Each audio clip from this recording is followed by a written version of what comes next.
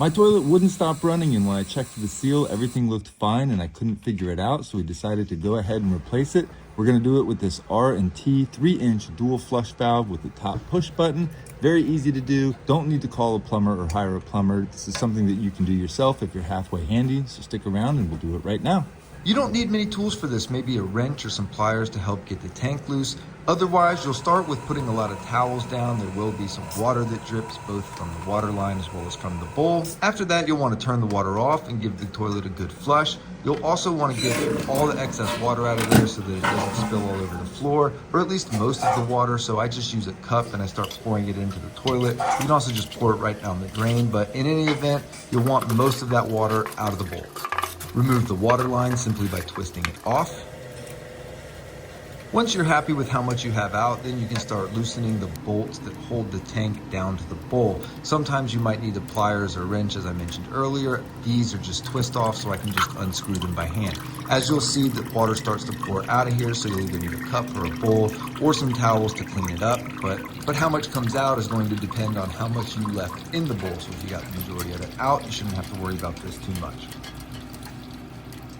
Once you disconnect both bolts and remove the water line, you can simply pick up the tank. Now it is ceramic, so you want to put it down on a soft surface like a rug or a towel. Now replacing this seal or gasket right here is going to be optional, but if you've made it this far, I highly recommend it. It's only a few dollars and it's really easy to do. It pulls off and then you'll have the male end of the pipe sticking out through the tank. I used a 12-inch slip joint wrench to help get the collar off. It was stuck pretty good, so I couldn't get it by hand. After that, the old pipe and the old valve can just be pulled out and removed. Then you'll open the new one. Straight out of the box, you're gonna wanna take this apart. There's basically 3 parts to it: the collar, the valve, and the flapper. You're gonna stick the valve down into the tank bowl.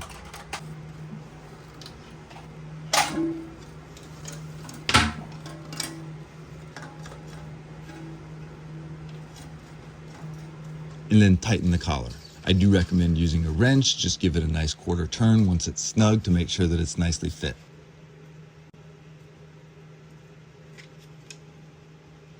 And now it's simply doing the opposite of what you did to get here. You're gonna slide that seal right back on, pushing it tight up against that tank to make sure that it's nice and firm on that pipe. Then when you put the tank back on, it's very important that it's level and it's flush and flat like you'll see here. You can easily maneuver the tank and slide it around to get it exactly how you need. Then you'll put the new washers and the bolts right back through those same holes. Everything should fit and line up nicely. This hardware kit doesn't come with the twist-on nuts, so you'll actually need to use either a nut driver or some sort of wrench to twist them back, but that's fine. Either way, it's 6/2 dozen of the other, the same process. It's the same process either way. You're simply tightening that back down. Installing the flapper onto that valve is very easy to do. You'll simply stick it in from the top nice and straight. Forgive my head bobbing here, but hopefully you get the idea. It's as easy as putting it on as it is as taking it off. You can twist that flusher or flapper around so that you can have your number 1 and number 2 flushes exactly where they were before you started.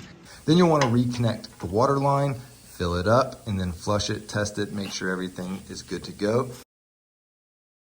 And the new push buttons may or may not be the right length. For me, they were way too tall, so I actually just used the old one and I cut off a little bit of the tips. They do adjust, but frankly, it wasn't adjusting enough. The new flapper was just much taller than the old one. So if they did adjust to that low, I couldn't figure it out, so I just snipped them off. I used a Sawzall and it took about 30 seconds. Most of them are plastic, so you could probably just use some sharp scissors or wire cutters or some snips or something.